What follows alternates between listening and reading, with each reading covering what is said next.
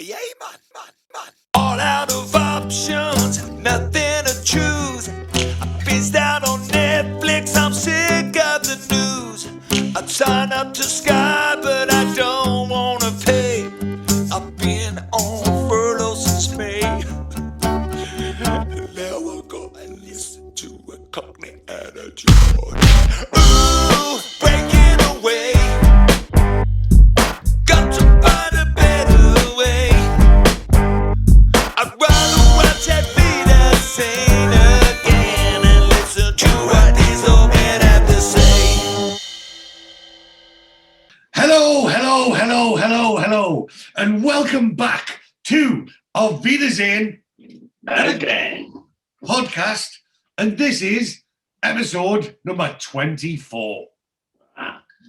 And buenos dias, hola, ¿cómo estás, Jorge? Hey. How you doing, George? Yeah, not too bad. Yeah. Still alive, then I see. Yeah, back at work, surviving. Yeah. Oh, absolutely. It's back at work. That sounds absolutely ridiculous.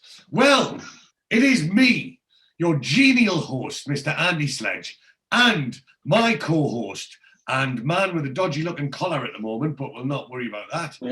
Yeah. He's got a fantastic new shirt on there, Mr. George Bradley. So, George, tell me how London is treating you at the moment. And you'll have to forgive me. I'm going to sneeze. You talk. Yeah, not too bad.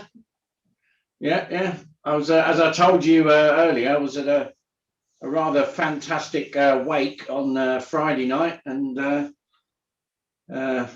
we needed someone of your caliber on the door, but apparently there was zero security. So the bar staff were very much out of their depth with a little firm from Bermondsey, and it all went pretty pear-shaped. Yeah, you said they weren't the nicest of people, and they've steamed into this way and caused some trouble.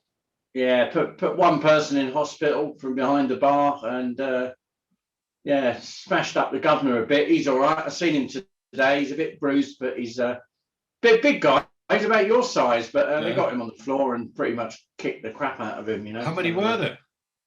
There's about 8 or 9 of them. Oh, fucking hell! Well, all my kind of age, not kids. You know. They're all, yeah. But like, you get 8 or 9 geezers who are determined to cause harm, mate. That's that'll cause a problem for anybody, man. Yeah, he put the first one on the floor, and then they thought that was the green light for them to all steam in, so they all steamed in together. Yeah, they had to shut the pub. I mean, the poor girls behind the bar were like crying, and they'd probably never seen anything like that. So pretty traumatized. Anyway, that was that.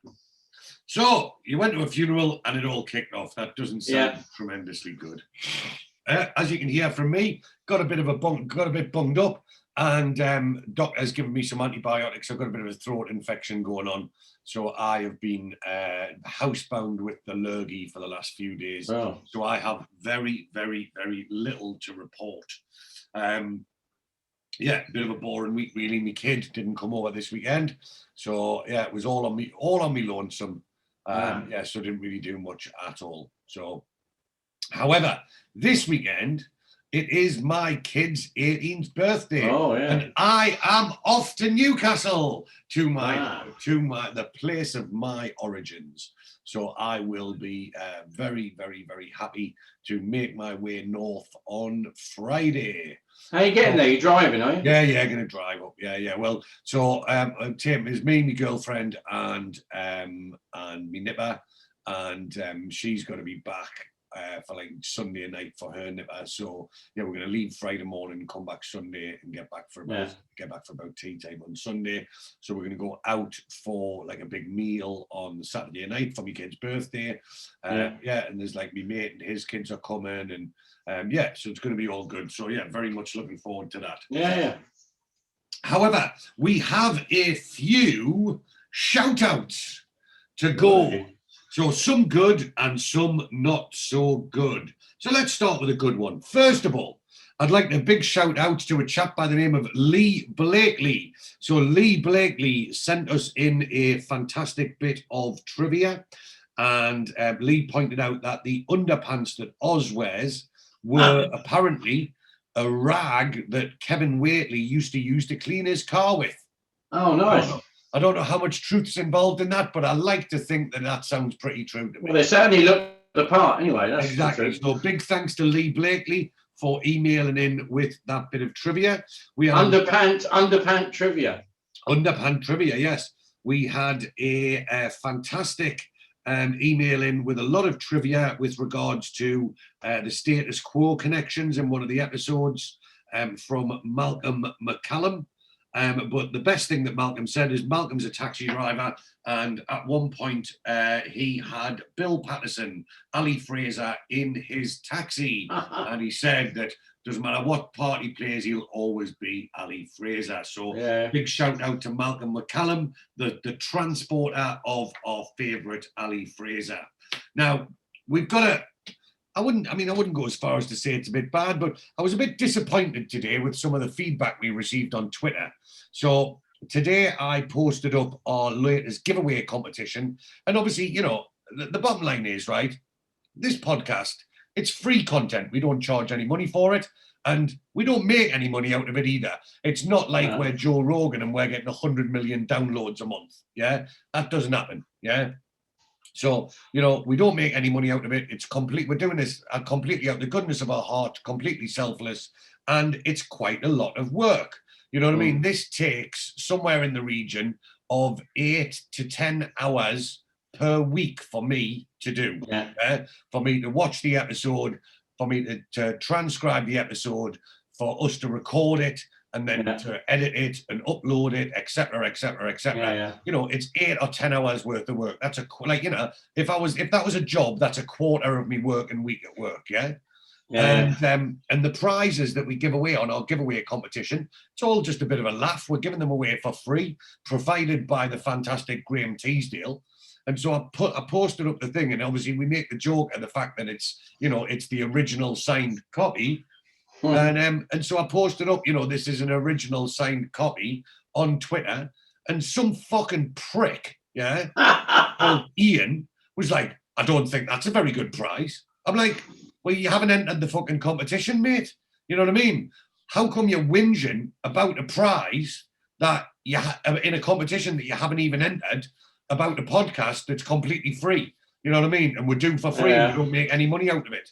You know what I mean? How's about you start your own podcast and you give away valuable prizes? Like, he was expecting us to give away genuine signed pictures. You know, like you can just go and buy genuine signed pictures of Pat Roach and Gary Holton. Like they're freely available. You know, the dead ones. You know, how's about you think about what you're about to fucking write and don't make yourself look like a fucking prick.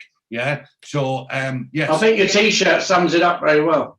Yes, people are cunts. So, yes, Ian, who's at syntax error, which is 5YNTAX_ERRO0R, spells syntax error with numbers. So, yes, Ian, who said he's a fan of the podcast. How's about you fuck off and stop listening to the podcast, if that's all you've got to say? We put a lot of effort into this and we'll do it for nout. So how's about you shut your whinging fucking yap and stop being a prick, Anyway, that's that for the day. And we don't want to finish on a negative. We want to finish on a positive. So we also had a fantastic piece of fan mail in from a young lady by the name of Laura Trafford. So Laura Trafford emailed us in and said that she loved the podcast. She was a big fan of Auf Wiedersehen Pet, and that she loved the Stan Hay interview, and that she's very much looking forward to the interviews that are coming up for season 3. Now, she did have her fingers crossed that it's going to be one of the 7. It's probably not going to be that, Laura, unfortunately, but we do have a couple of cast members from season 3 already. And we are working on one other guest for season 2 right now, but I don't want to say too much until it actually happens. But we just want to say a big thank you to Laura Trafford for her fantastic fan mail. So, remember, if you have anything to say about the podcast, feel free to email us, unless it is about the quality of the prizes of the giveaway. If you've got anything to say about the quality of the prizes of the giveaway, go and take your face for a shite. Yeah?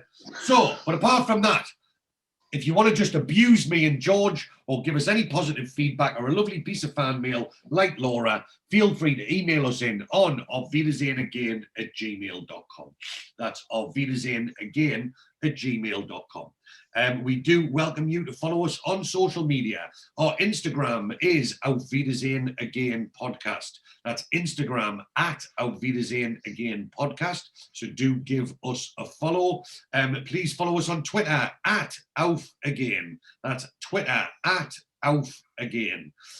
Please do like and share the Facebook page, which is Auf Wiedersehen Again Podcast. And we would be very grateful if you could go onto the Facebook page, go to the community tab at the top, click invite friends, invite all friends, and then that will help us grow the Facebook page, and we will love you forever if you do that. Please do subscribe to our YouTube channel.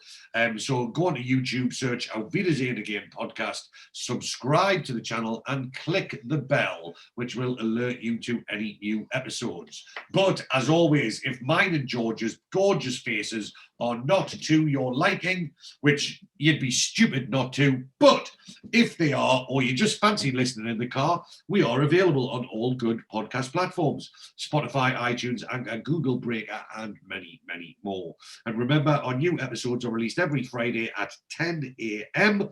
and our fantastic theme music is composed and performed by the guitar man, Mr. Lee Dosky. So please, please, please do like and subscribe wherever you get your podcasts. And as always, we are sponsored by the fantastic people of Top Gun Tattooing of number 12, the Harris Arcade in Reading. Their website is topguntattoo.co.uk and their number is audible 189 968 667. And we actually had someone in Top Gun Tattooing today. Oh, really? Getting tattooed by Zach. Now, What did he get? I'm not going to lie. He is more of my friend than he is a massive fan of the podcast. However, my mate Robin, Big Robin, went into Top Gun Tattooing today and got tattooed by Zach. So it was a bit of quality workmanship. But if you would like a tattoo by Zach from Top Gun Tattooing and with a 20% discount, all you've got to do is contact Zach by either telephone or in person and use the code Hadaway and Shiteman. And if you use the code word Hadaway and Shiteman, you will get 20% off any tattoo from Zach at Top Gun Tattooing. But that is not all. Because remember, we have the best giveaway competition, the best free tattoo competition of, in fact, probably the only free tattoo competition in podcast history. Terms and conditions apply.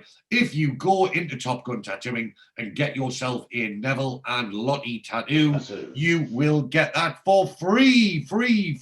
That's right, free. Me and George will pay for it. We will come down to Top Gun Tattooing. We will photograph it. We will film it, and we will make you mildly famous amongst the viewers and watchers and listeners of our podcast.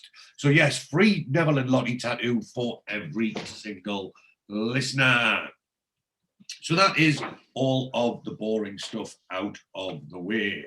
Oh, no, it's not. Remember, the quality giveaway that some people don't appreciate for what it is, you know, the free thing that we give away from the goodness of our hearts, yeah?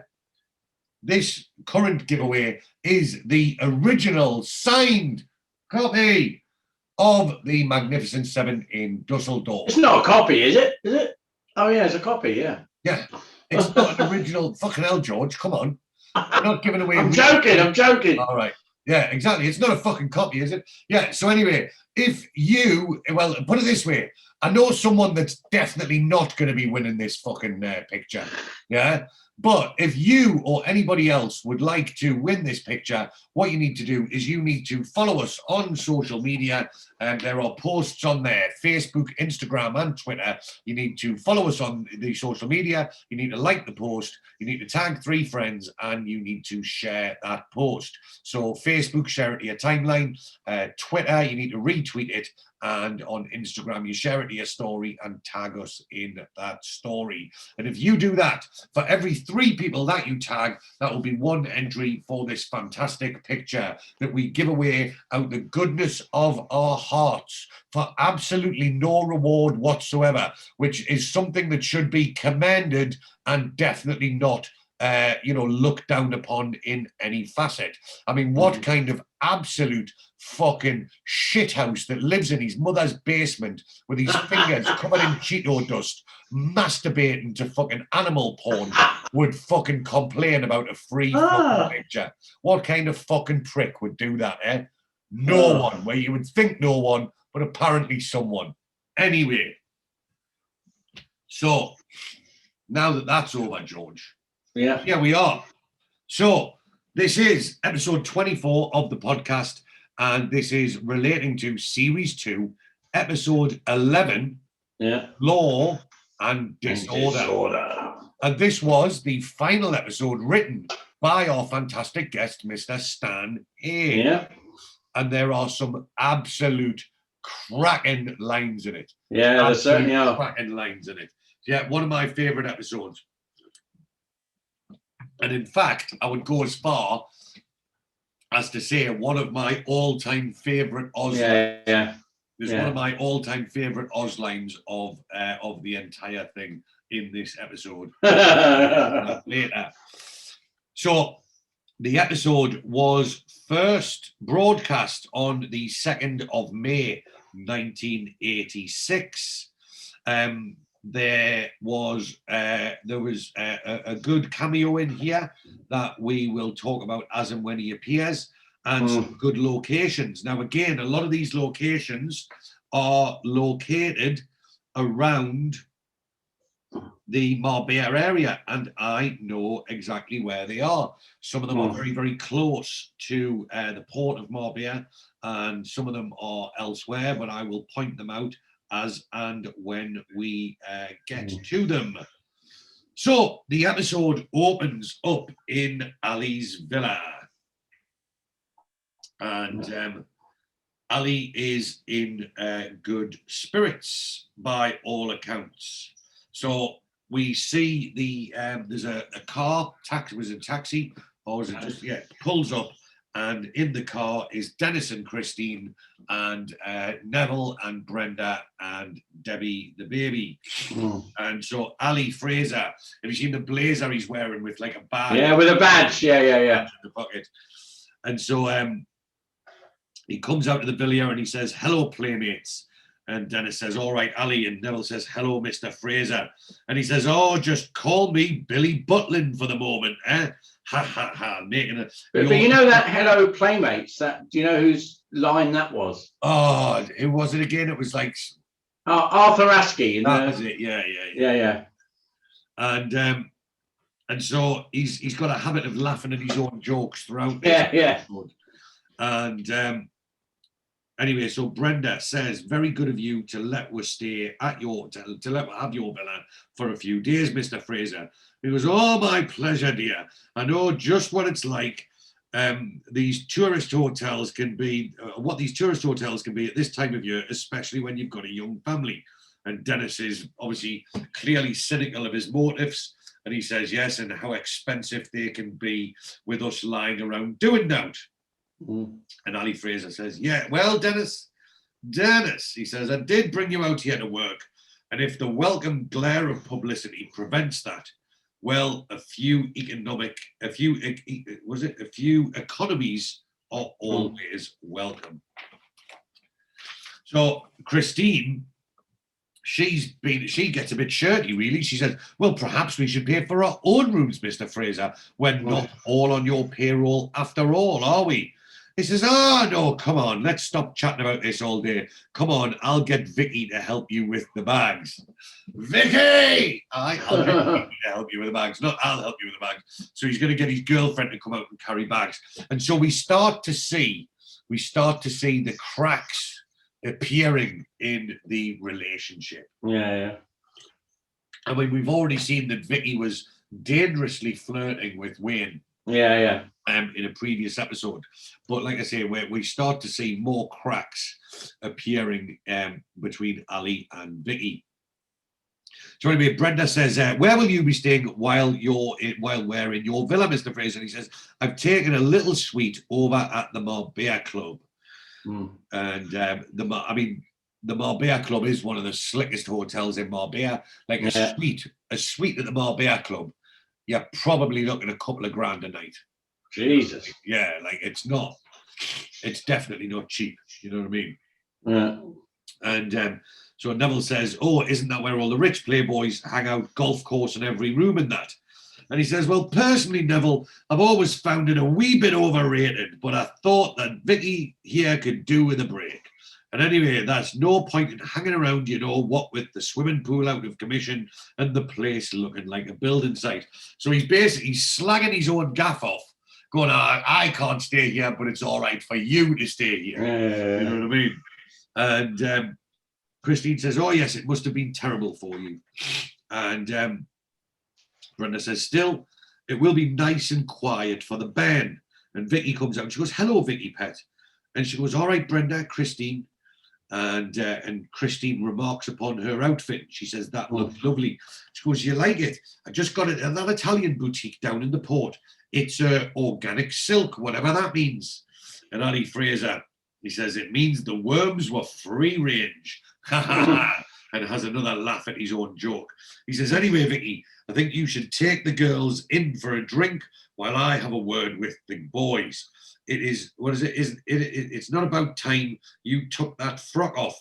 You've had it on for about 20 minutes. Another laugh at his own joke. And he says, and I'll join you later, just have a word with the boys. And then so the girls walk off and he says, right, Dennis. He says, you've got 2 days off. And then I want you and your mob grafting. And he's like, all right, it's not our fault there's so many criminals around here. Obviously him, Ali being one of them. And he says for us to get confused with, maybe you should have found a better place. And Neville says, we didn't go and seek the publicity, we got tricked. And Ali Fraser says, maybe so, but trouble and you seem to go hand in hand. And talking about that, where are the other hermits? So this lines us up for a cut, and we cut to the beach. So we see Oz and Moxie and Wayne and Bomber and Barry.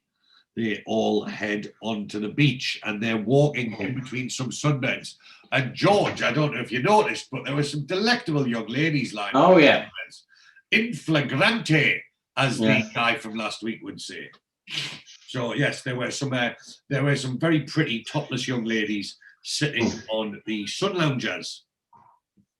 So Oz plots up on the sand and he says, this will do, won't it? And Wayne's singing a song. He's like, on the beach, we can let it all hang out. On the beach, we can let it all hang out. I don't know where that song's from. Do you know where that's from? No, I don't know that one, actually. Oh, well, I thought you might know, being the music guy that you are, but it must be a pretty shit one then. And then Barry says, well, I wouldn't if I were you, Wayne. It may be a topless beach, but it certainly isn't bottomless.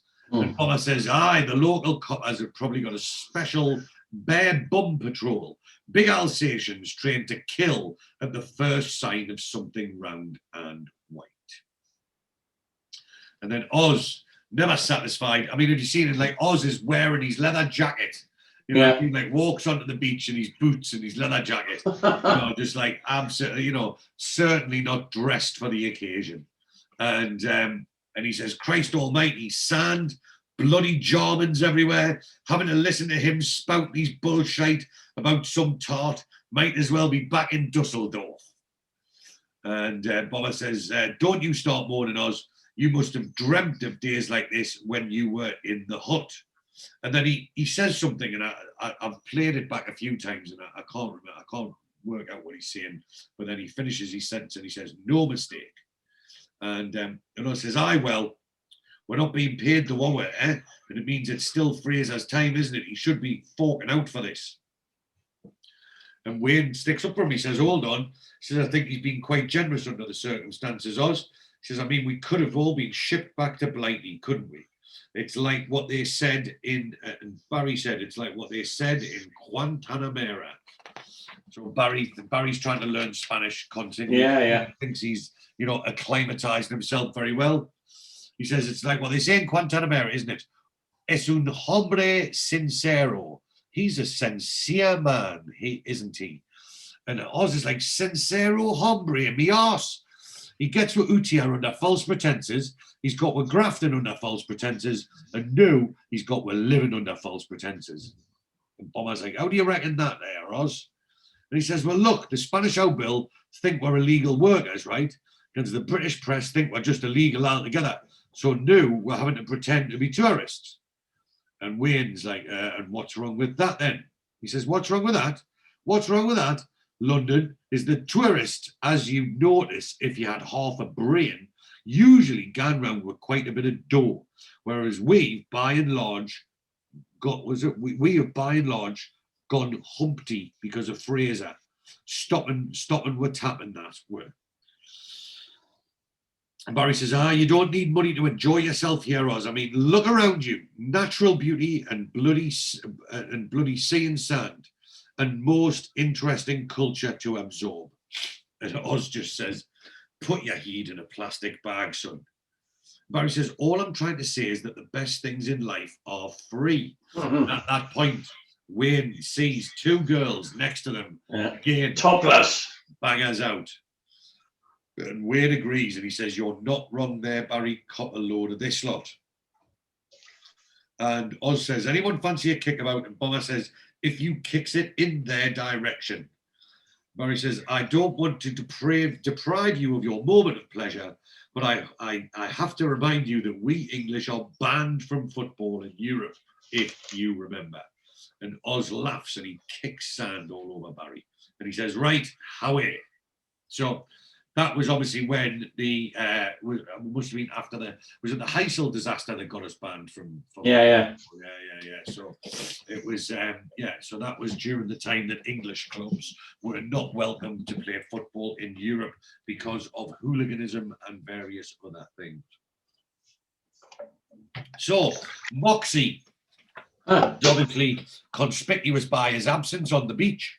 Yeah. And but we see Moxie enters the office bar, which is where they met Terry Leather. And he said, and he goes in, and he sees him, and he says hello, and the barman's Lionel, he says, hello mate, where's the rest of your mob then? He says, I think they're on the beach. He says, can I have a lager, please? And the barman says, that's a shame. Look, I've given it pride of place of honour on the wall. And he stuck the page out the paper on the wall. And Moxie's not too happy. He says, oh, hey, we asked you not to do that. It's bloody embarrassing, you know. And then Terry Leather has got a copy of the Sun, and he's like, get used to it, son. And then Moxie goes, oh, hello, Mr. Leather. And he goes, oh, Terry, please. And he goes, oh, Moxie. He goes, we didn't go courting that publicity, you know. He goes, I'm sure you didn't. None of us goes chasing newsprint, do we? But you see, if you were drawn over here suddenly, leaving a few question marks behind, it's bound to happen, ain't it? And he says, yeah, I suppose so. And he says, and also, Moxie, what you've got to remember is that these people, points to the paper, says these so-called gentlemen of the press are in fact the scum of the earth. You wouldn't say hello to them on a lonely day. And he's a bit of foreshadowing there for the guys that come later. Yeah. Are very, very scummy. And yeah, anybody that wants to make a living out of putting people's business in the public domain is a bit of a scumbag. So he says, Moxie says, very true. He goes, Terry, he says, what's that you're drinking? It's Scotch, is it? And he says, yeah, cheers, malt. And he goes, malt for Terry and I'll have a lager, please. And he says, Jerry, serve the gentleman, look. And he says, you see, these people, and Terry Leather says, he says, you see, these people do not have one iota of respect for privacy of the individual. He goes, let me tell you, lad, Princess Di, Joan Collins, Hurricane Higgins, they've got my utmost sympathy for the intrusions that they incur. Hurricane Higgins he mentioned there. This like Alex Higgins used to be extremely famous and was badgered by the press. Oh, yeah. So Yeah, and so Moxie, he says, people always want to have a go at you when you're famous, don't they? And he says, yeah, some of those no marks made a bomb or two out of your exploits, tell. That's the barman, and he says, Terry Della says, don't remind me, there was this geezer lived down our street in Ilford, see? Now, I've met the bloke twice, right? Once when I picked my little girl up from his kid's bonfire night party, and once when he borrowed my hovering lawnmower. Well, next thing I know, he's managed to stretch these brief encounters into 3 installments of The Villain on My Doorstep. And he has a bit of a laugh. And Moxie says, aye. He says, we certainly learned our lesson. We're keeping our heads down from now on. And Lionel says, so you'll be staying down here for a bit, will you? And Moxie says, well, I think the others will be moving on. Like, he says, but I'm going to stick it out for a while, yeah. And Terry says, you would be needing a drum then. And he goes, you what? He goes, oh, yeah. He goes, we got a place in mind, a villa, a condo. He's something like that, yeah. He goes, listen, Moxie, anything you want, feel free. Investment advice, real estate, a new motor. Listen. He goes, we know a few people. Do you understand me? So obviously Terry Leather is like offering them, ins into the criminal fraternity. Yeah. All kinds of stuff. And what does Moxie want? He says, well, thanks very much, actually. There is something that you do to help us. He goes, sure. He goes, might sound a bit soft. He goes, do you know of any plastering jobs around? He goes, now, hang on. Terry Leather's face. He goes, you can't be short of a few, Bob, surely. He goes, no, it's just a way of passing the time, like. And then he says, I don't understand you northern lads. He goes, it must be all that harvest that you eat. So we cut back to the beach, and finally, Oz has got his leather jacket off because he's in the water. And Barry's sitting there trying to learn Spanish. And then Oz gets out of the water and he comes over and he's got his Newcastle United towel. And Wayne is desperately trying to make a play for 3 beautiful young ladies. Topless. Absolutely. I hadn't noticed, George. Yeah. So Oz shouts at Wayne and he says, oi, London, what's happening? Out you can't handle, send them up to me. But Wayne comes straight back to the lads and he says it's not much joy out there, Oz. See, they're Norwegian, ain't they? And you know what? Your only point of reference is when you're Norwegian, don't you? And he says, what's that? And he says, it's the open deck sarnie, isn't it? And Bomber says, they're Danish. And he goes, you what? And he goes, Danish. And he goes, well, that's probably why they're a bit sticky, ain't it? Anyway, so here we see the lads approached by 2 downright scummy journalists. Gentlemen of the press. Yeah. Yes, well, we certainly wouldn't go as far as to call them that. But one of them is called Sid. He's the first one to approach. Now, Sid Payne, the reporter, was played by an actor called Kenny Ireland. And Kenny Ireland has 65 credits on IMDb. And he's been in quite a lot of stuff. And he was essentially a bit part actor. He's one of them geezers that like when you see his face, you're like, he's been so he was, from back in the day, started out, he was in a lot of stuff, but he was in Cat's Eyes, Dempsey and Makepeace, the Victoria Wood Show, Rock Clips Babies, Drop the Dead Donkey, Rab C. Nesbitt, Hamish Macbeth, Taggart, Heartbeat. Well, he was Scottish, so he was featured in a lot of the Scottish things. Heartbeat, Casualty, Doctors, Midsummer Murders. But then, towards later on in life, he got a regular position on the series Benidorm, and he was in 42 episodes. Oh, bloody hell. Until he then unfortunately passed away while he was doing that. So yes, Kenny Ireland, big part actor and very famous face. And he plays the reporter Sid. And so, like I say, he comes up and he says, hello, lads. And the other one was called Ronnie. He says, sorry to interrupt, but I can see you're busy. And I says, who are you? And immediately pulls out the dictaphone. He goes, have you lads got a few words to say to the press? And Oz says, aye, yes, I've got 2, and the second one's off. And I says, go on, beat it. We're in enough trouble because of you buggers. And he says, we know about that, but we want to help you lads. And Wayne says, here, you wouldn't happen to know the Norwegian for can I get into your knickers, would you? Ah. And Sid says, look, the more you stall us, the more difficult it's going to be for you in the end. And Oz says, look, he says, go and have a swim. And he pushes Wayne away. And he says, look, that rubbish in the papers wasn't true, right? It was a load of crap, all right? We're not bank robbers, man, for Christ's sake. And one of them says, and the other one, Ronnie, says, lovely, we're going to believe that too. We want to believe that too, so we can write spoilers on the crap that Nick Wheeler wrote. And Sid says, so just tell us who you really are and what you're doing here, and we'll all go home. And he thrusts his dictaphone into Oz's face. And Oz just says, just mind your own business, and shoves away. And he says, hey, you're not helping us, son. And Bomber says, look, boyos, what that bloke wrote was a load of cobblers. We know it, so why should we have to prove it to you? And he says, so we can deny it on your behalf. And then Wayne comes back and he says, oh, yeah, so the other mob can deny it again, and it's a vicious circle, isn't it? And Oz says, yeah, I've had enough of these bastards. Snatches the dictaphone. He says, I'm going to bury them in the sand head first. And he's like, oh, hey, hold on. And he goes, head first. And he takes the tape out of the dictaphone, throws the dictaphone away. And he goes, yeah, hold on, son. And he goes, what?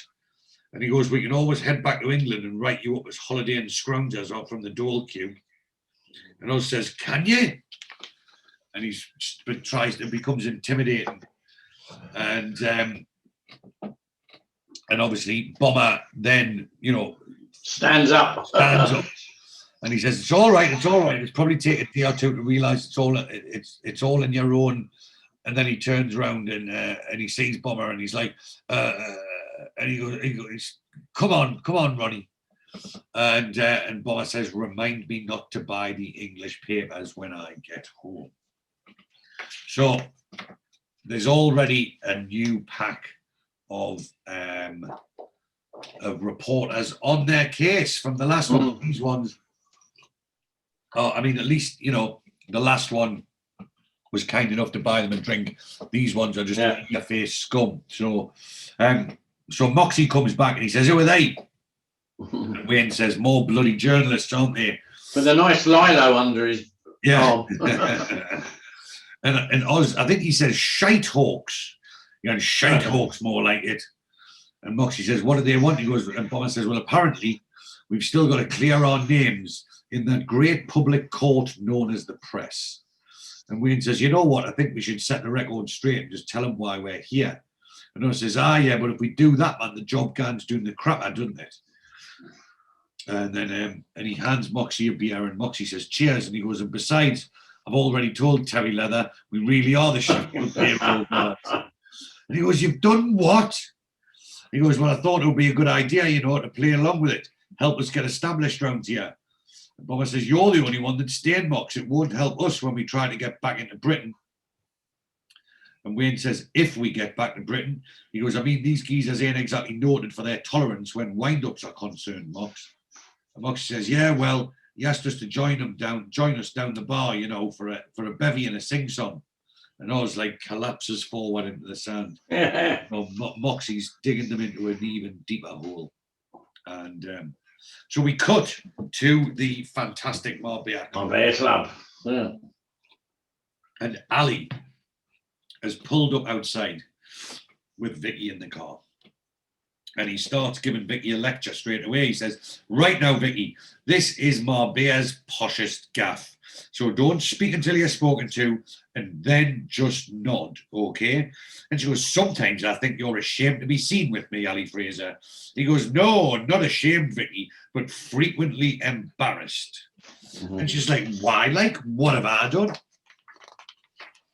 And he talks about last night. He says, well, have you got an hour to spare? Well, last night, for example, I take you to a Michelin one-star restaurant, international Playboys for customers, wall to wall. I order you a beautiful dish of steamed turbot stuffed with scallops, and you complain to the waiter because you think your fish knife is a cake slice. Stick to spaghetti tonight, honey, okay? So we cut back to the office, and Moxie and Bomber are at the bar with Terry Leather, and there's a guy singing on the stage, giving it. Crackling Rosie. You what? He's singing Crackling Rosie. Neil Diamond. Right. Well, that was a question I was going to ask you, George. You preempted that. Again, with you being the music man, I thought you would know that. I'm glad you did. So they're talking to Terry Leather, and Terry Leather's reminiscing from home. He's like, sure, I'll go back one day. Take me boy to see the Hammers on a Saturday. He goes, I miss going down Saturday mornings to Petticoat Lane and having a nice big bowl of jelly eels. And then we see a man who is balancing a pint on his head and dancing on the table. So they are like Barry and Oz are sitting at the side at a table. And Barry says, it's incredible, this place, isn't it? It's like Bermondsey transported to Bermondsey again. Yes, exactly. Yes, not your favourite place at the moment, George.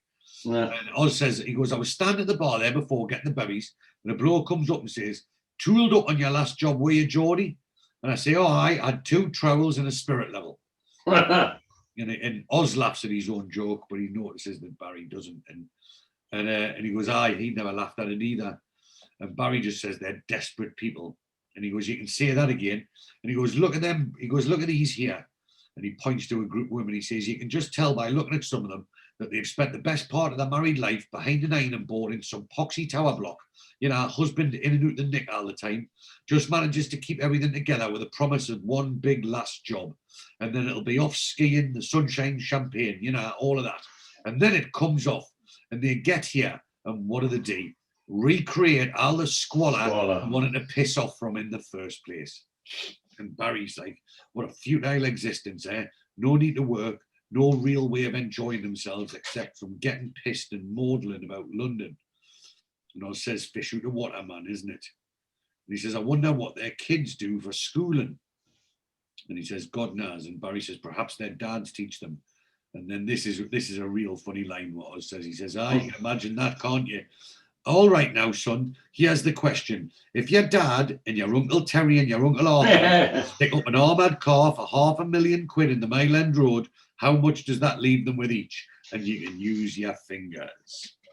So, Oz says, I'm not stopping here much longer. And Barry says, it's a bit frightening, isn't it? And he goes, no, I'm not talking about Peter Gordino. He goes, I'm talking about Peter Gordino there, pointing to the singer. And then Neville, he's now singing Sweet Caroline. Yeah, he is. He moved on. And so Neville and Dennis enter, but Dennis is not happy to see them there, and he gets them out the bar. He says, you bloody idiot, man. We're supposed to be keeping our heads down for a few days. And Moxie says, yeah, well, he says, it's all right for you lot, isn't it? He says, you've all got homes to go to. This is going to be my new home. And I was just trying to make some new friends. And so now they're walking down the street. And he just says, I'm sorry, lads. And Dennis says, well, look, I suggest you just have a quiet night back at the hotel. And Bomber says, I've had enough of drinking champagne anywhere. And Oz says, and I'm fed up with paying for it all. What do they think we are? What do they think we are? Made of dough? And Dennis says, probably aye. Come on, there's no harm done. And Moxie says, I just didn't think. And then all of a sudden, what we thought was a builder a few minutes ago has now got a big long lens camera out and it's click, click, click. And so we've got another photographer. So we cut to Ali's villa and Brenda is on the phone. And have you seen the way that she's dressed? She's got like this old housemaid's kind of dress on and a full penny and everything like that. I mean, like, where did you get that penny from? I mean, like, I'm pretty sure that Ali Fraser didn't have that line round the villa. And it's not the kind of thing Vicky would wear. So she has something a bit less on later on, though. Well, again, George, I didn't actually notice myself. I didn't notice. But yeah, so she's got a very strange outfit on for being in Spain, in the heat of Spain. But anyway, she's obviously on the phone to Neville's mother because she says, Mrs. Hope, there's really nothing to worry about. It's all been a ludicrous mistake. And then she's like, yes, I know. Yes, it must be. Yes, I can imagine. I know. And then she holds the phone up and Christine and listens and you can hear Neville's mother going off in the background.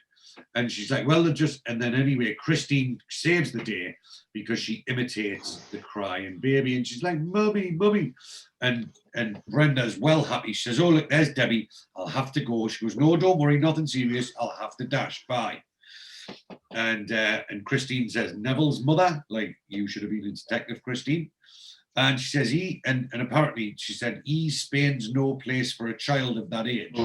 I'm like, yeah, because Spain doesn't have children of its own, do they? And obviously she's like, she read it in the papers as well. And she goes, why, yes. She's had the whole street round. You think she'd be pleased? No one's visited her for years. And then we hear a noise. And the girls are worried. Says, just a minute, is that somebody coming in? It can't be them back already. And Brenda cries out. She cries out, Neville, and Christine says, it wouldn't be the lads, surely. They would have put the terrace lights on. Sure, but I'm sure I did hear somebody coming in. And Brenda shouts, who's that? And we hear a man's voice going, anyone at home? And Christine says, who are you? And the man says, we're reporters, love. We just want a quick word. Quite like that shot. It's like two shadows, isn't it? Just yeah, it's quite good. Yeah, so I mean, like, these guys have just tracked down and they've just walked in the house. Like, you know, if I was there and they just walked in the house, you know what I mean? They would be fucking going out with a few less teeth, you know what I mean? Definitely. Yeah. And anyway, so we cut back and they're having bingo at the hotel. And so our Camp as a Row Pink Tents tour guide is calling out the bingo numbers, and the first number is 6 and 9. 69. He says, anyone who giggles will get disqualified, and a key to my room. and then so our old ladies, he says, what's that? What's he on about? Russell Grant. I don't know what he means about that. Because he's a bit camp as well. Yeah, well, yeah, that's the only connection I was thinking, but he's more than a bit camp.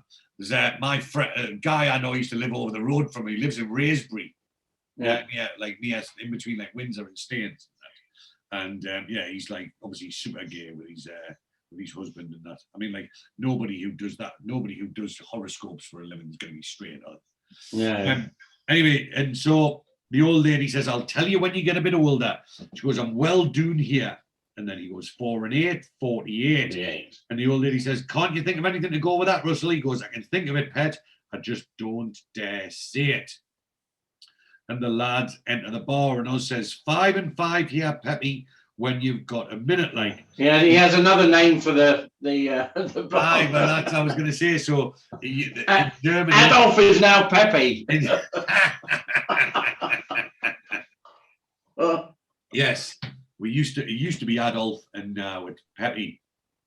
And he says, aye, 5 and 5 here, Peppy, when you've got a minute, like, if you didn't mind, be I'll rewarn it. And Dennis says, what? And then, and so Oz is taking the piss, and he goes, well, you'll not get wrong for playing out this late in the neat, will you? And Dennis says, shut up, man, I'll have a swift half, please. And he says, it's a hot, what is it? He goes, yeah, it's a hot time in the old folks tonight, isn't it? Neville says. Mama says, I wonder if they will let us play and let us have a game. And Dennis says, that's a good idea. It might improve your image a bit if you're found playing bingo with old age pensioners. And Barry says, persona non grata. We're bloody riffraff. They won't let us play. And Oz says, that's now you have always been that. Dennis says, well, whatever you do, he says, try to avoid journalists and criminals, will you? And then Oz has got a fantastic line. He goes, how are you supposed to tell the difference? And Dennis says, well, and he goes, ask Moxie. He's going to have to learn. And then all of a sudden, the old lady cries, bingo! And she goes, here, Beatty, what do you think? Them are their robbers. Robbers. Pointing at the boys. And she goes, and then she points at Neville and she goes, I bet you Babyface is the leader. It's always the Babyface one that's the most vicious. And she comes over and she says, we'd like all your autographs, pet. So the two journalists from the beach are in Ali Fraser's villa. Seem to have settled themselves in. Yeah, they're in and they're sat on the sofa, and they're throwing questions. And Christine's like, we're not saying anything. And he's like, all we want to do, love, is clear the air. I mean, all this must be very embarrassing for you back home, is it? And Christine says, no, what's embarrassing is having to answer questions from people like you. Now, look, we didn't invite you in here, and we'd be obliged if you kindly leave. And Dennis and Neville walk in, and Dennis is straight away, who the hell are you? And he gets up and he says, it's all right, Pressy goes, it's not all right. What are you doing here? And he says, and Neville says to Brenda and Christine, have they been asking you questions? And Brenda says, we didn't tell them anything, Neville. And Sid, the journalist, says, Neville Hope and Dennis Patterson, is that right? Because it's about the only thing you blokes have got right. And he goes, smarten up, son. We know you're not villains. And Sid says, as we're saying to you ladies, all we want to do is clear the air and get at the truth. And Neville just goes, we might as well. Get on, tell him, Dennis. And he says, all right, I'm Dennis Patterson. This is Neville Hope. We're Brickies. We're from Newcastle. And we're here on holiday. That's it. Come on. And he tries to get them out. And he says, what about the rest of the gang? He says, well, they're all bricklayers too. We met out in Germany a few years back, and this is like a reunion, isn't it? And Neville says, yes. He says, right, we need the names and home addresses so the London desk can check out their backgrounds. And Dennis says, well, some of these addresses might be a bit vague. Let's see. There's Mr. Osborne, Mr. Taylor, Mr. Norris, Mr. Bridge. And he goes, and what's the name of your mate with a spotty face? Obviously not wanting to give Moxie's real name. So we're back in the bar. Yeah. And so the barman comes out and he's holding the bottle. I wouldn't go as far as to say it's champagne, but it looks like a bottle of Carver. And the barman is like, you pay for them, one more bottle. So obviously the old ladies have clearly been tapping up the lads for a few beverages. And he says, what? And he looks over and the old ladies raise their glasses like, and he says, get on, give it to them. Tell them when they've guzzled that, though, they're on Fanta. What a bloody cheek. Mama says, they think we're loaded. And Barry says, it says a lot for the world, don't it? People like us can become hero figures. And Mama says, you mean the people like they think we are? And he says, you see it back home. He says, increasing. He says, if you're a militant or a football hooligan, Channel 4 will make a documentary about you. Because I can remember a time that a hero was someone who used to row across the Atlantic single-handed. And yes, the glorification of the criminal fraternity. And Oz says, hold on a minute. He says, you seen the way that the old codgers reacted to that newspaper thing? He says, can you imagine what's happening at the disco Wayne and Moxie? And so Oz and Bomber realise that they're missing out on a trick, and they stand up and they deck their drinks and they start to make a run for it, and then Barry follows. Slowly. Yeah. So we cut back to Ali's villa, and Neville and Dennis are sitting there enjoying the peace and the tranquility. And Neville says, stunning, isn't it? And Dennis says, aye, it is that. And he says, of course, you realise, he says, we can work all our lives and never afford any of this. And Dennis says, don't depress us just yet, Nev. And Neville says, the only consolation I take is that Ali Fraser probably isn't very happy. And it says, he does seem like the sort of bloke who finds pleasure hard to come by, like, don't he?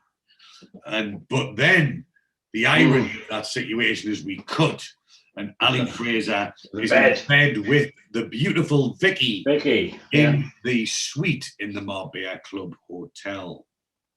And obviously, they have just had themselves a little intimate time together. Yeah. Ali Fraser has got a very large smile on his face. And he goes, oh, now I remember why I like you so much. And she goes, I don't seem so stupid now, do I? And he goes, I take it all back. And then he goes, well, most of it anyway. He goes, and she goes, shall we have breakfast in bed? And he goes, oh, that's funny. I thought we already had. So they at the hotel bar, and Oz is hanging. Oh yeah, they all look pretty hanging. Yeah, and he's apart from Barry. They all are, and Oz is. He's picking himself a breakfast, and he sits down. He goes, "Dear me," he goes, "I never thought I'd see the day. I'd be glad I couldn't get a fry up." And Moxie comes over and he shouts, "Don Juan," says, and anyway, and Barry's stirring his coffee, and he goes, "Do you have to do that? Do you have to do that so loud?" And Barry says, "I'm sorry," and Oz is like clearly in a bad way. Anyway, and Bomber says, "What was that bloody stuff we were drinking last night?" And Oz says, "Never mind what we were drinking. It was what them bastard groupies was guzzling in that done all the damage." And he reaches into his pocket and he pulls it out and he goes, "I've got about £3 left." And Moxie says, "Maybe we should rob a payroll wagon after all." And Barry says, "That remark is in very poor taste. If you don't mind me saying so, Moxie, if it wasn't for people like you glamorizing criminal activity, we wouldn't be pestered by the press, would we? Or exploited by those vicious females last night." And Oz says, "Aye, that didn't stop you sticking your head in the door, did it? See if there was any exploiting to be done." And Bomber says, "Well, if we can't go out and we can't stay in, there's not much point in being here, is there?" Barry says, "No, we're not tourists, we're not workers, we're trapped, we're in limbo." Limbo. And Oz says, "They're different limbo here, man, they're flamenco," and he laughs at his own joke. And Bomber says, "Barry's got a point though. Says leisure without graft is a pretty hollow ring." And Moxie says, "Well, none of this is actually helping to decide what we're going to do today, though, is it?" And he sort of gets out his chair to walk to the breakfast buffet, and then he goes, "I don't think I can face another day of sunlight and sangria." And then he sort of grabs his stomach and he turns around and he's like, "Oh, food," and then he sits back down without the breakfast. And Barry says, "I've just had an absolutely brilliant idea. Why don't we hire a couple of cars and hit the road? Toddle off down to Gibraltar. It's not far, borders open now. What do you think?" And Bomber agrees. He said there'd be cheap British beer, duty frees, and today's papers. Moxie says, "Papers are a bit of a sore point, Bom." And Oz says, "Aye, go on, I'm up for it. I've always wanted me photo taken with them baboons." And Barry says, "Right." And he puts money on the table. He says, "Here's my contribution. I suggest you three pool your resources as well. We'll go and wake Wayne up." So this must be a scene when after he's passed away. Yeah, exactly. Says if he's interested, I'll get a hire car brochure in reception. And Oz makes a joke again. He says, "I wonder if they do a 5-seater Porsche." So we cut to the car hire place in Marbella. Now, that is actually right in the centre of Marbella where they are. Yeah. So it's literally one. I can't remember, George. When you were in Marbella, did we ever go to the Irish bar? Oh God! So there's an we Irish went bar. to many bars. I don't think did. we went to an Irish one. No. Well, there's an Irish bar just up from the port called the Cladder. And then if you go round the corner from the Irish bar, that's where they are there. It's not too far. It's like it is. That's right in the centre of Marbella town. So, so they've gone to the car hire place and they've come out, and there are two absolute shitbox cars sat there. Yeah. Obviously, I've been in Tenerife, and my friend who had a license, I didn't have a license. We hired one of those Fiats. Exactly the same. How long ago was that? 1984, 85, around the time of the show. So, Oz says, "I think we should have took some life insurance out with these." And Moxie says, "Who fancies driving then?"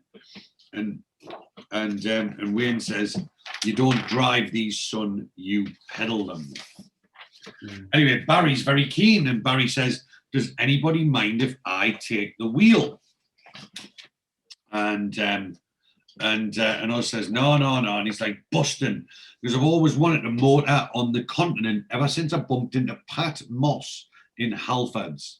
Now, I mean, I don't know if that's like, is Pat Moss related to Sterling Moss, do you think?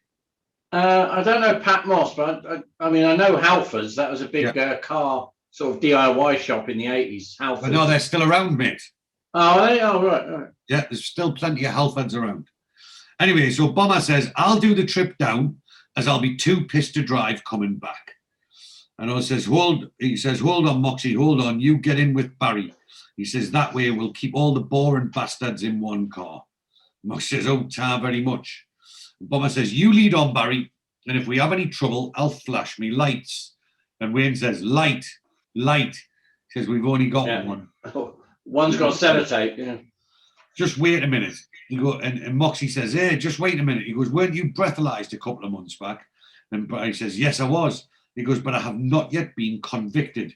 And if I had, as you well know, there are worse criminals than drunken drivers let loose in this poxy country. So we cut back to Ali's villa, and Neville and Dennis, they're on the terrace, and Neville says, I wonder what the others are up to. And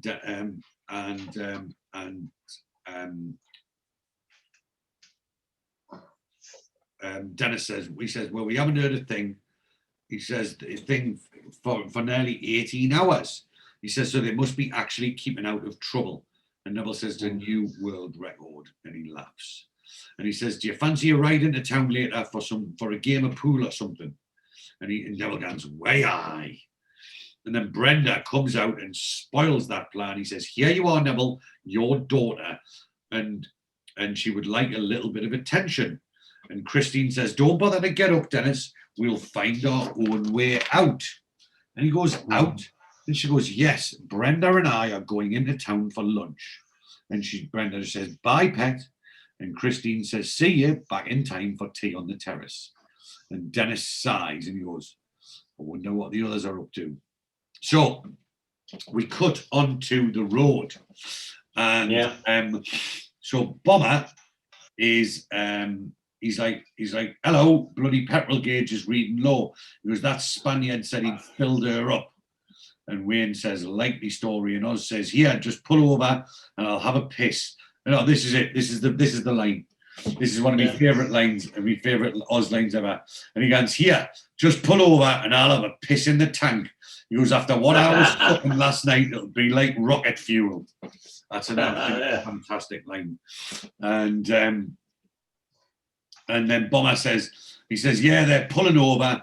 He goes, looks like they've got the same trouble.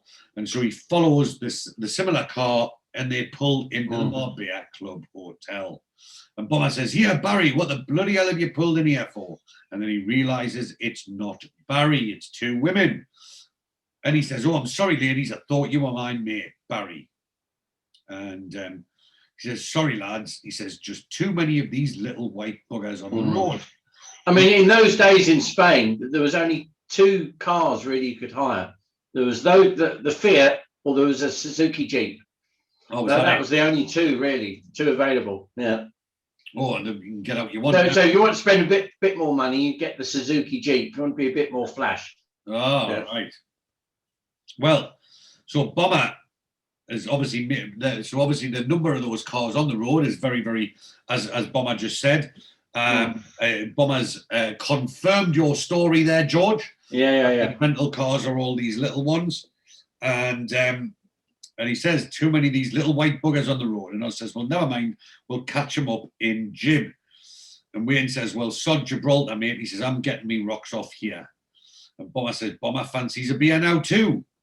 Had on. He said, and then he gets out and he looks around. He goes, well, I suppose there's worse places to be shipwrecked than this. So we go into the bar. This is one of the best scenes, I think. This one. Yeah, and so it's our friends from last week who owned the swimming pool that they all that they all thinking. Now a slight bit of trivia was that Oxlade was the name of Dick Clement's bank manager. That's it, yeah. So there we go. So that the name of this character came from Dick Clement's bank manager. So they enter the bar and Oz and Bomber, and they go to the bar, and obviously Wayne disappears. So Ali and Vicky are sat on a sofa, and the Oxlades are sat at another table. And Ali Fraser's talking to Vicky, and he says, "Any thoughts on lunch, my petal?" And she says, "Well," and she goes, "Well, your good mood's lasting surprisingly well." And then she looks up and she sees Oz and Bob, and she goes, "Ooh, look, there's a couple of your lads." And Ali's not happy. He goes, "Well, what in the name of God are they doing here?" He goes, "Just don't look at them. Just don't look at them." And he turns away. He goes, "I don't want them coming over here." And she says, "Well, it's nice to see that there's someone else you're ashamed of being seen with as well as me." So at the bar, and Oz is trying to get the barman's attention, and so he says, "Peppy," he says, if you can walk and talk at the same time, get a couple of beers out the fridge." And he says, "Espera, te llamo un segundo." He says, "Hang on." He says, "I'll call you in a second." Yeah. Anyway, so the Oxlades are shocked to see Oz and Bomber here, and so Peppy puts the phone down, and he says, "Yes, gentlemen," in a very sarcastic manner. And Bomber says, "2 beers, por favor." "2 beers, matey, por favor." And Bomber says, "Dos cervezas," and he gets the beers out, and Bomber says, "Gracias."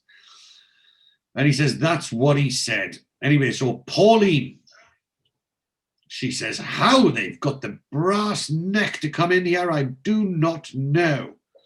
And so Jeffrey says, "I suppose it's their idea of fun to sport their ill-gotten gains in this manner." And she goes, "Jeffrey, are you going to do something?" And he goes, "Yes, Pauline, I will. And I'm already composing a strong letter to the Times." That's his idea of doing something. I mean, clearly, he's in no position to, stand up to Oz and Bomber. So, the barman's obviously doing them no favours, and Oz says, "Any chance of getting them poured, or does that cost more in here?" And he goes at the till, and he's like, "Beep, beep, beep, beep, beep, beep, beep, beep, beep, beep." Yeah. And Oz is like, "I don't like the sound of that." And so the barman turns around and he says, "Will the gentleman be staying for lunch?" And Bomber goes, "The gentlemen haven't decided yet." And he goes, "In that case, if the gentleman would be so kind," and he hands them the bill. And Oz looks at it and burps, and he goes, "What's this?" He goes, "We're asked for 2 beers, man, not 22. And yeah, I mean, you're probably talking, it's probably €25 a drink there. You know, like, yeah. You know. So, and so the barman, he says, "The gentlemen are free to drink elsewhere if they wish."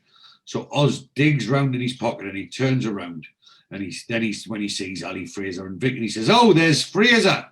And Ali's like, "Oh," he goes, Ali. And he goes, "All right, is it all right if we stick these on your account?"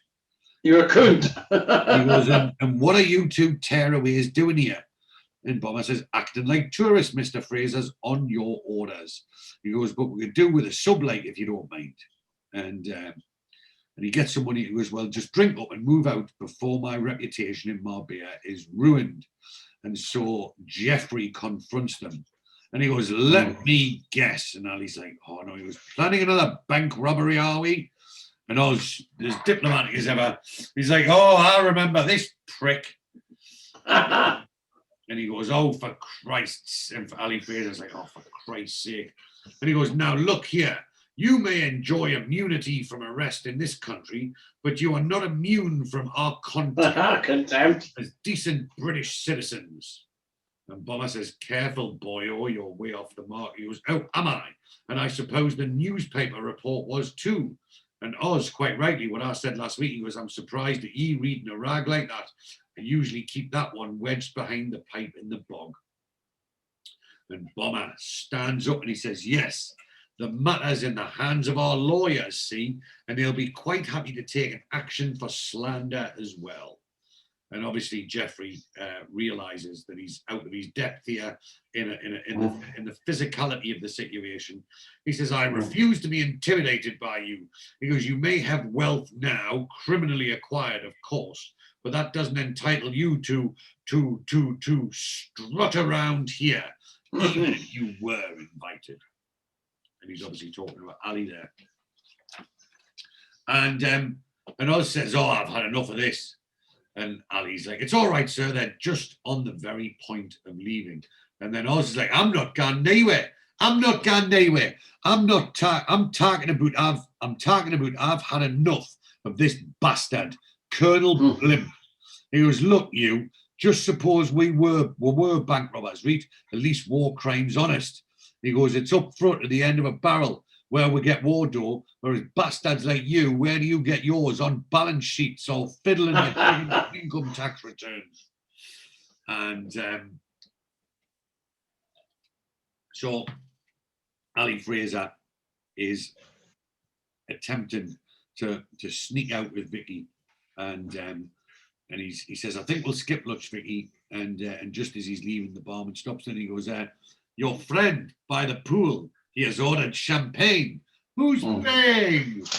And obviously they realise that Wayne is down there ordering up a load of drinks.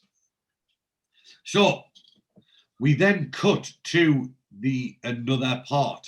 Now, incidentally, so this is Trinidad.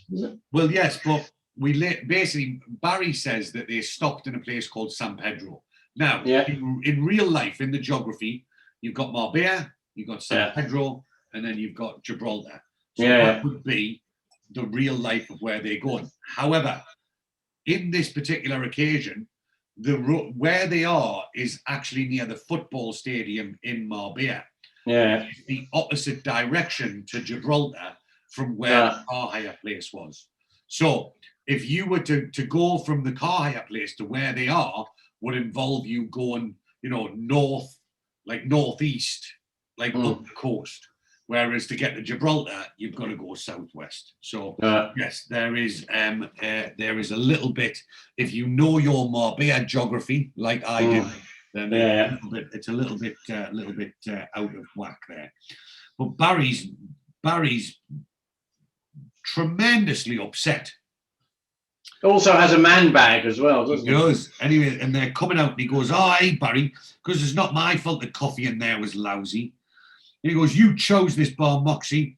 He goes, your unerring instinct for tat singled this dump out. He goes, I should have known. This is the perfect end of possibly the worst day of my life. She goes, yeah, well, I'm sure you can go back to Gibraltar another day on your own. You're on the wrong side. And he goes, and then he obviously says to Barry, he says, you're on the wrong side again. And Barry's like, no, he goes, that place has probably left a psychological scar on me for all eternity because of your buffoonery. I just want to get back to the hotel, get to bed and forget this nightmare. So we still don't really know we're a bit in the dark of actually what's happening here. They're talking about incidences that we're not actually privy to. But we find out in a bit. Anyway, so Barry gets the window and there's a sticker on the window. He goes, what's this bloody sticker for? And then he comes down and he goes, Moxie. And he goes, what? He goes, I think I'm going to cry. He goes, will you look away, please? And then he starts crying and the camera pans down and we see that the car has been wheel clamped. So we cut to Ali coming back to the villa. With a newspaper in hand. With the newspaper in hand. And then Dennis, he says, why all of a sudden do I get a dreadful feeling, Nev? Like Oz is sticking pins in a Dennis Patterson doll. And then Ali says, do you know, says, your boys are wasted in the building industry, Dennis. He says, you ought to be organising military coups in a banana republic. And he says, what's the matter? And Neville says, has someone been in bother? He says, oh, no, nothing like that, no. They've just spent half an hour slagging off some of the most influential members of Marbella's society, of which I am no longer a member. And Dennis says, I thought it was a bit too good to last, like. And Fraser says, well, You can whistle them all back. He says you can whistle them all back out now because your true and humble status has been revealed to a grateful nation. He throws the paper down and he goes, right, first thing in the morning, I'll get them back to work. And he says, no, I've got a better idea than a Dennis. Let's have a night shift. So we cut back to the hotel bar and Barry and Moxie are there and the lads walk in. And I says, so there you are. Where the hell have you two been? We've been charging all over Gibraltar trying to find you. And Barry says, well, you were wasting your time. We didn't get there. And Bomber says, what happened? Puncture? Breakdown? And Barry says, neither. He says, thanks to the superlative map reading skills of Marco Moxie there, we couldn't find Gibraltar. And I was just like, what? Well, it's like a 500-foot high chunk of bloody rocks sticking up out the sky, sticking up in the air. You cannot miss it. He goes, well, Moxie can. And then he says, just a minute. He goes, we did get there eventually. He goes, yes, we did. We did get there eventually. And you spied a British bobby on the border and we had to turn back. And Oz says, well, if it's any consolation, you didn't miss much. He goes, Gibraltar, like Filey with chimpanzees. Mm-hmm. It is. Apparently, it's full of jocks left over from the 1982 World Cup. And Oz says, so where did you eventually end up?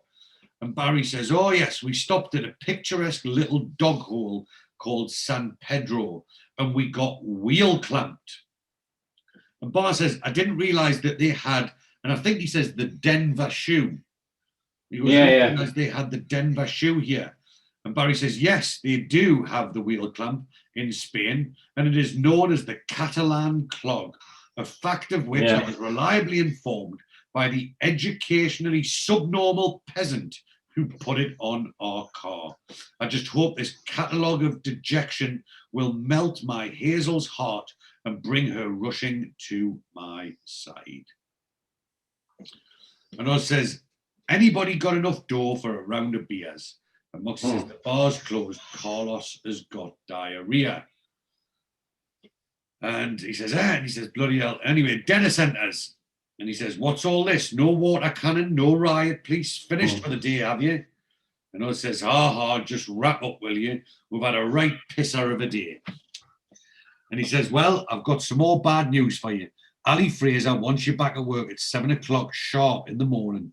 And they're all really happy. They're all like, hey! Yeah. And Moxie says, great. And Ozgan's top of the bill. Thank God for that. So we cut back to the villa and the lads are back at work. Bit of jolly music. Yeah. It is. And what do we see, George? The girls sunbathing. We see the ladies are sunbathing and the delectable Brenda is a fairly skimpy bikini. Yeah. So Dennis walks up and he says that they're obviously on lookout duty. And he says, all quiet on the southern front.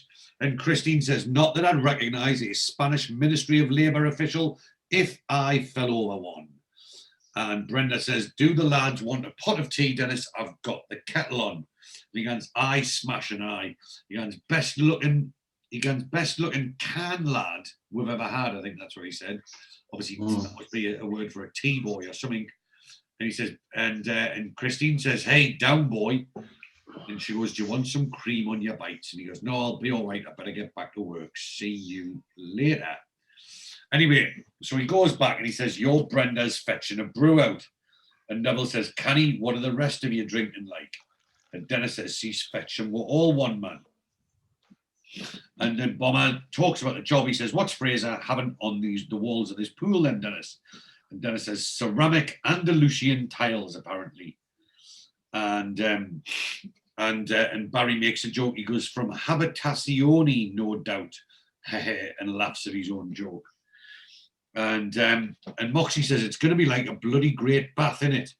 And Oz says, how would you know? You've never been in a bath, have you? And Dennis says, well, it's nice to see you're back at your bitchy best. And Wayne says, just banter then, a sure sign of improved morale among the troops. And Barry says, I tell you, my morale will be even higher if my Hazel turns up in the next couple of weeks. And Dennis says, oh, what does he say? You finally got, says you finally, I think it's Oz, yeah, he says, you finally got your Geet Wodge written down, did you? And Barry says, yes, indeed I did. He goes, I posted it last night, actually. He says, I don't know why you bothered. You could have launched that into the sea and paddled it home. And then Brenda and Christine, but particularly Brenda, comes out with a tea, and all of the lads whistle, and Neville is not too happy with that. And they all run up and grab their tea from the scantily clad and delectable young Brenda. So Barry and Moxie walk into the hotel bar, and who is sitting there? Miss Hazel. But young Hazel, she has made it, and Barry is super surprised. And he goes, Hazel, and she goes, hello, Barry. Sorry to shock you. He goes, I'm amazed that you would be here so quickly. And she goes, well, there's 2 flights a day from Birmingham International. It only takes 2.5 hours, you know. And he goes, no, I don't mean the flying time. I'm just amazed that you could have responded so promptly to my emotional appeal. I only posted it yesterday evening. She goes, posted what? He goes, a jumbo picture of you with the Costa del Sol with the jumbo love letter on the back. And she says, I'm sorry, Barry, I haven't seen it at all. I booked the flight a couple of days ago. Teresa McIntosh in our accounts department had a last-minute cancellation due to a family bereavement.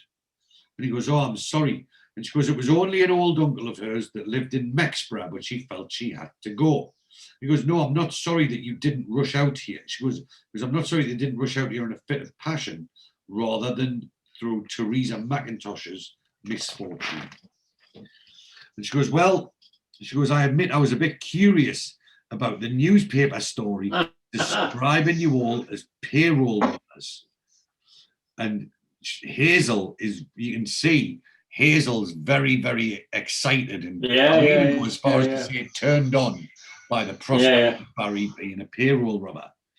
And Barry goes, ha ha, load of bloody nonsense. And she's gutted. Absolutely. She goes, you mean it's not true? He goes, no, of course it isn't.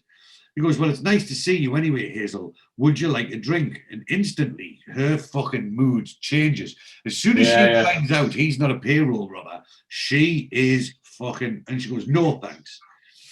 And he goes, I'll tell you, I've still got this nice little hire car that me and the lads have rented.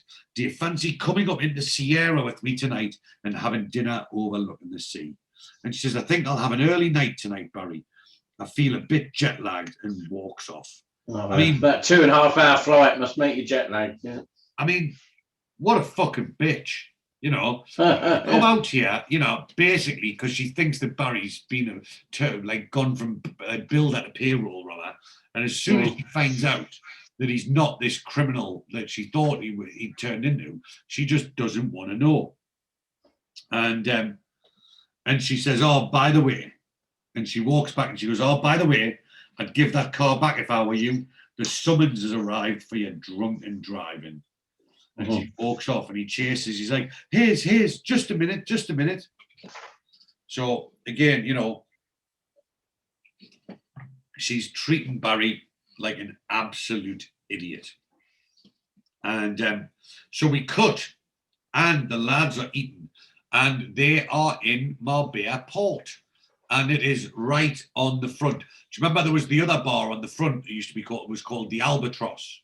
Yeah, it's right. So where they are is right next to the Albatross, just behind there. Yeah, so the lads are in Marbella Port having something to eat. And they're talking about Barry, because I thought Barry was going to burst out into tears. And Moxie says he's definitely the emotional sort.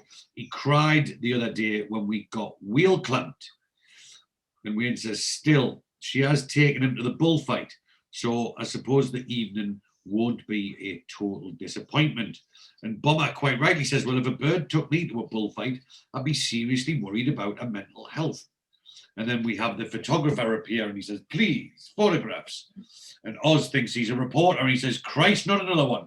Look, man, do you not read the papers? We're just normal working gadgies. So sling your hook and piss off. And he says, look, senor, souvenir, Spain, I take photos. And he shows them these plates. And then Wayne says, I get it, we all end up on the plate, eh? And Bomber says, come on, let's have some. And Moxie says, yeah, it'll be a giggle, won't it? He says, okay, go ahead. And when the photographer says, okay, 4 for you, he goes, I'll leave it at the hotel tomorrow. So we then cut to Barry and Hazel having their dinner. And again, you know, Barry's, you know, being his usual chasey self, and Hazel is treating him like shit. And he says, I don't think I could face another, he says, I don't think I could face meat after seeing that bull so wantonly slaughtered. And she says, well, have fish then. He goes, not if they're Mediterranean, I'm not. You wouldn't eat fish straight out of a toilet. And quite rightly, she says, I think you're being a bit oversensitive, don't you, Barry? And he goes, that's just my trouble, isn't it? Here I am pretending to peruse the horse's duvers. And what I'm really thinking about is where you'll be sleeping tonight. And she says, oh, since you brought it up, Barry, I'm staying at a hotel about half a mile down the road. Is that all right? And he says, well, I don't think my passion will reach that far, actually. If you need to be any nearer, then you know where I'll be. And she goes, thank you, Barry. I don't mean to be difficult, but this is as close as I want to get at the moment. And I mean, that's a pretty horrible thing to say. She's not being very nice at all. You know, so she's, and it's like I say, so she's, you know, she's flown out there, you know, thinking of this payroll robber. He's not treating him like a prick. And yeah, just not very nice. Anyway, so Barry says, I understand, I respect your need for freedom. I identify with your need for individuality. And then the photographer turns up and he says, oh, look here, shall we have a photograph taken for old time's sake? And the photographer's like, Senora, souvenir for your holiday. And she says, go on then.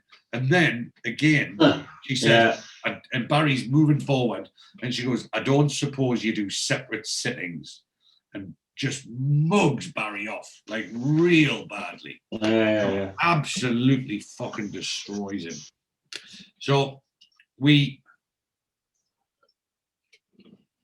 tennis court. Yeah, we cut to the tennis club, and the tennis club is in the Punto Romano Hotel, which is on the Golden Mile between Marbella and Porto Banús. And again, it's a very the Punto Romano is sort of the same kind of level as the Marbella Club. It's a very, very exclusive hotel. So Ali Fraser turns up and he says, look, Kenny, he says, I'm a busy boy. I don't have another morning to waste watching you knock up. And he says, you don't have to watch me knock up, sunshine. He says, you can sit down if you want. And he says, I don't think the old ticker could take the strain. Now, what do you want to see me about? And he says, well, you know this little team of yours that's been doing the building? He says, don't tell me they've filled in Marbella Harbour. He says, no, they've been working at your place, ain't they? He says, well, you never know with that bunch. He says, well, now this payroll robbery nonsense has subsided, they could be very useful to me. I mean, us. And Ali's like, and how is that, Kenny, since they are about as useful as a hole in a lifeboat? A light bulb, yeah. And he goes, I take it that after they have finished tarting up your place, they will be going back to Blighty.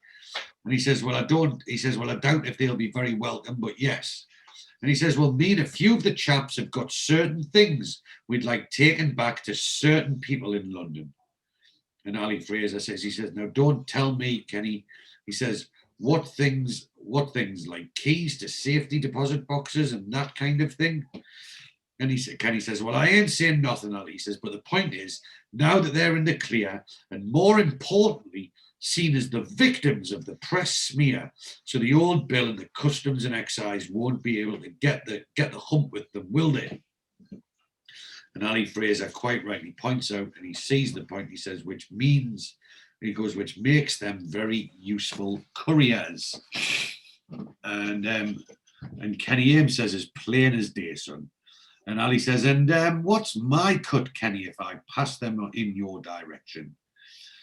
And he says, goodwill and such. Ha, laughs at his own joke. He says, don't worry, sunshine. We'll sort something out, all right? And then over the tannoy, there's the voice, and it says, "Mr. Ames to court number 8, please." And then again, a quality line by Kenny Ames. He says, "I do wish they'd insert the word tennis before they say court." And him and Ali Fraser have a big laugh. Actually, when I one time I was doing jury service, and I was in the cafe in the court, and it came over the tannoy. Can Mr. Fiddler go to court number 7? First name Kitty. Yeah.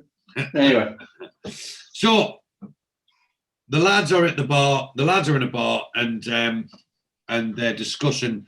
They've obviously been. Ali Fraser's obviously asked them to pop in and see the boys, and Moxie's saying, "What? Go around to the office? Are you sure it's a good idea? Now they know who we really are." And Bomber says, "I don't know." Ali said they'd make us all they'd still make us welcome. Apparently, they understood we're the victims of a press smear. In fact, they sympathise with us. And Neville said, "Aye, there might be some money in it for us, and all a few little jobs." And Barry says they probably want us to double glaze their houses with bulletproof glass. Bomber says, "I don't suppose there's any harm in it, nothing to lose now. Our stigmas have been cleansed." And Moxie says, "I'm not so sure, you know." And Neville says, "How are you, Moxman? We didn't give your name to the paper. As far as Terry Leather or anybody else is concerned, you're still a man of mystery." And Oz says, "Aye, still a man of mystery. Senior Fogarty, have a look at that." And they've got the plates delivered. He says, "We've been conned." He goes, "The dodgy bastard only had one photograph." And obviously, so they've delivered the photographic plates, and the plates have got the picture of the specimen on. They haven't got the thing. Yeah. And Barry says, "Why do I think that Hazel has done this?" And anyway, so they're on the way to the office, and Dennis just says, he says, "Right, lads," he says, "listen, we'll just play it cool, right? We'll see what they want. If we don't like the smell of it, we'll politely decline."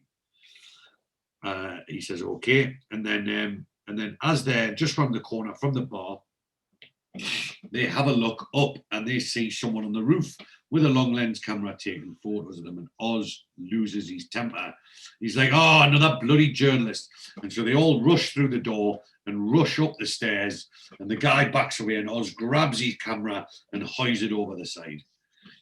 And Dennis says, "Just calm down." And he says, "When are you bastards going to stop picking on where?" And Moxie says, "Yeah, why don't you leave us alone, you shifty sod? We ain't done nothing." And Dennis says, "Which particular comic do you work for anyway?" And he takes out his police badge and he says, "Shall we say the police?" Yeah. And Oz takes the badge and examines it, and he goes, "What, you're the old Bill, are you?" And he says, "Scotland Yard's surveillance squad." And he says, "And if this wasn't Spain, Albert Arthur Moxie, alias Brendan Mackay, arsonist and absconder, your arse would be well and truly nicked." And they look at Moxie, and Moxie has a big grin come across him. Yeah. And that is the end of the episode. So yeah, a pretty good one, and some fantastic lines. Like I say, written by our friend Stan Hay. Stan Hay. So the credits. Ali Fraser and Kenny Ames got a credit. Vicky, Christine and Brenda got a credit. Jeffrey Oxlade, Pauline Oxlade and Hazel got a credit. Russell, Alice and Beatty, so which is the camp tour guide and the two old ladies. We've got Sid Payne and Ronnie Williams and Terry Leather, and Carlos, Lionel, the Spanish barman, and Debbie Hope all got themselves a credit. So the lads are back at work, and they will be looking to finish the job very soon. So we are now into double figures on the episode, and it will be only a few more before we end up. So we're on episode 11. So we've got 2 more of this series to go, and then we are at the end of season 2. Yeah. So next week will be episode 12. Another two good ones, actually. Pretty good. It is, yes. So we, as I say, we've already seen the cracks developing in Ali's and Vicky's relationships, and then Ali gets some bad news, and we find out that all is not as rosy as could be expected for Ali Fraser. So some fantastic stuff is due to come next week and the week after for season 2. But if you have anything to say about this episode or anything else, apart from the quality of the prizes, please do email us in at Auf Wiedersehen Again at gmail.com. So that's email Auf Wiedersehen Again at gmail.com. Please follow us on Instagram at Auf Wiedersehen Again Podcast. Please follow us on Twitter at Auf Again. Please like and share the Facebook page, Auf Wiedersehen Again Podcast, and invite your friends to like the Facebook page too. Please subscribe to the YouTube channel, Auf Wiedersehen Again Podcast, and click that bell, which will alert you to the new episodes. If the sight of me and George is repulsive, as we consider each other to be, then all you got to do is tune in on the audio. We are on all good podcast platforms: Spotify, iTunes, Anchor, Google Podcast, Breaker, and many, many more. And our new episodes are released every Friday at 10 a.m. And our music is composed and performed by the guitar man, Mr. Lee Dosky. So please, please, please do like and subscribe wherever you get your podcasts. And remember, our sponsor is Top Gun Tattoo, number 12, the Harris Arcade in Reading.